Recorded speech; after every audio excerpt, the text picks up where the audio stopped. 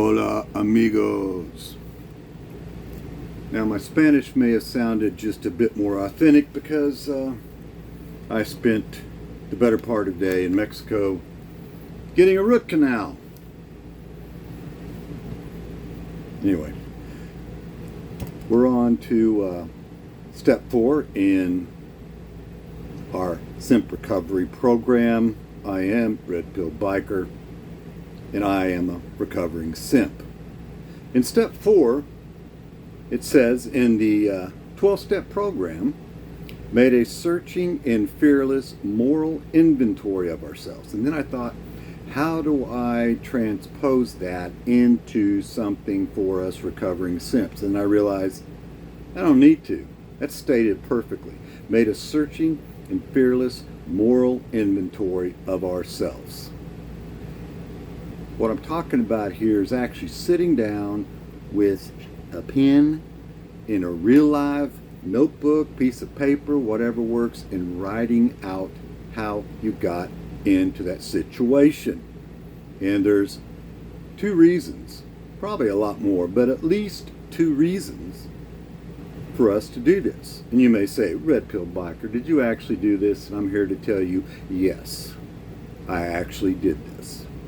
And it helped a lot. And here's why.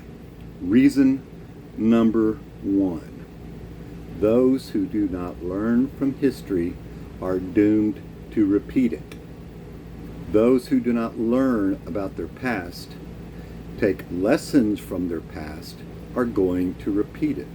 That's why many in the red-pilled world are, as I had heard a guy say earlier today, are just one blowjob away from being a simp again. Okay, is that true? Yeah, I think it is. I think it is if we haven't learned from our past. And so what we need to do is write it out and figure out what it was that got us to where we're going, which brings us to reason number 2. Life is like a Tarantino movie, guys.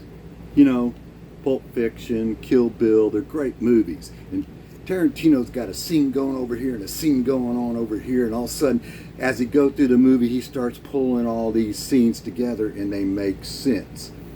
You walk in on a Tarantino movie and you only watch 5 minutes here and 10 minutes there, whatever, keep walking in and out of the room. As that movie ends, you will sit down and go, I don't know what the hell just happened. And life is like that. We got one little thing happening over here. We got another little thing happening over here. One of the things I used to do when I would get new clients is I would ask them about their lives, and it always seemed so disjointed.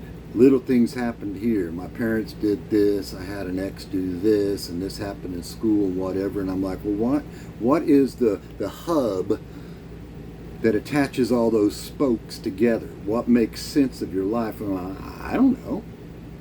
I'm like, well, write it out. Sit down and do some journaling. Did they do it? Well, hell no. Because people want it to be easy. They want you to tell them what's going on, and they want you to fix it for them, and they want you to give them a pill to take to make them feel better. But life doesn't work that way, and never has, and as far as I can tell, it never will. So when you sit down and you start writing out your life, your Tarantino movie will come together into a narrative. And it's through this narrative that we can start seeing the mistakes we made. It's through this narrative where we can see these mistakes and apply it to possible futures and avoid these mistakes. When you've got a narrative of your life, it's like, right now I'm about 2 miles away from a major interstate, Interstate 8. Now I know that Interstate 8 runs all the way to San Diego, all the way out to I don't know where.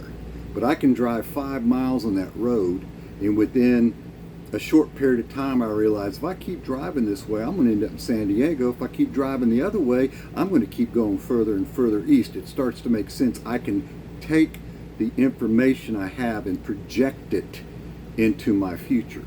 So as I look back on my life and I write out these narratives, I start to figure out, okay, A and B led me to C. A, being a kind-hearted man. B, hooking up with the wrong woman, or maybe anymore any woman, leads to C, becoming a simp. Or maybe A and B end up being S. But you get my point. I can see if I allow these things to happen, if I let myself emotionally become overly involved, overly quickly, I'm going to end up in that same simpish manner. Why? Because I think I was raised to be a simp. I think most men are. We're here, as I've said before, we're disposable sex. We're raised, we want to be the hero, we want to fix the problems, so we step into these marriages, we step into these relationships, a lot of time with women who are running around with other men's kids, and we think we're going to come in and we're going to fix the problem. The only thing that's going to happen is you're going to end up being a simp. So if you look back over your past and you're like, how did I end up here? Then we can begin the deprogramming process, which is taking those old thoughts that led us into our simpism in the first place, and we begin to put together a new program, a new set of thoughts that will fight against that. It's basic cognitive behavioral therapy, guys. We got to get the information here so when those old thoughts come bubbling up, we have something to fight with. We're building a defense team in our minds to fight against these accusations that our own minds create. Sure, there's somebody else's thoughts that were implanted into us, but once they get implanted and once we live with them for a few years, then they become ours. We can't tell the difference anymore. So we write out our lives, we write out this narratives, we make a searching and fearless moral inventory of ourselves, and it's got to be that. It's got to be sitting down being very honest. It's not something you do. If you can write it out on a piece of paper, a single piece of paper, then you haven't done the work, guys. You've got to sit down and you've got to write it out. How did I get in this situation? Now remember, this is simp recovery right now. So this may not apply to every guy out there if you haven't been simped. But we allowed it to happen to ourselves. And one of the things that happens when you write this out is you begin to take responsibility and accountability for yourself. And here's the cool thing about having responsibility and accountability over yourself. It returns the power back to you.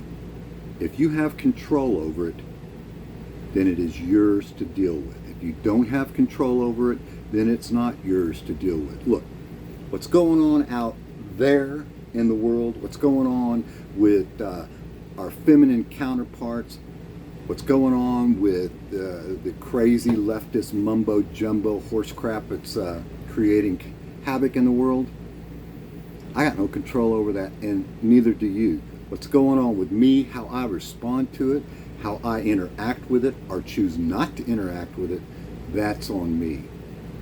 That's what this will do. It puts you back in the driver's seat. So, step number 4. Make a searching and fearless moral inventory of yourself. Write it out. Meditate on it. Think about it. Figure out, how in the world did I get myself in this situation? And your odds of getting back in a similar situation in the future will drop dramatically. Gentlemen, life is hard. Don't make it any harder than it needs to be. Keep it real. Adios.